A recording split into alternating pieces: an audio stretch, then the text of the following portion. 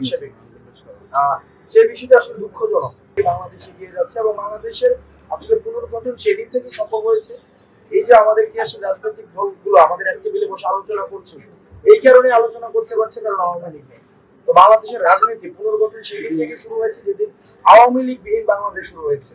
তো এই ক্ষেত্রে আওয়ামী লীগের আবার পুনর্বাসন, আওয়ামী লীগের আবার হচ্ছে আপনার কোনোভাবে এই সমঝোতা, এই প্রশ্নগুলোই অবাঞ্ছিত, বিশেষ করে এনসিপির কাছে এটা কোনোভাবেই সম্ভব না। তৃতীয়ত যে বিষয়টি সেটি হচ্ছে আমরা দেখেছি যে আপনি বলেছেন যে বিএনপি এবং জামাতে ইসলামী সেটা হচ্ছে আওয়ামী লীগকে কাছে টানার একটি বিভিন্নভাবে বিভিন্ন প্রতিষ্ঠান আমরা সোশ্যাল মিডিয়াতে দেখেছি যে করা হচ্ছে ভোটার হিসেবে। সেই বিষয়টা আসলে দুঃখজনক।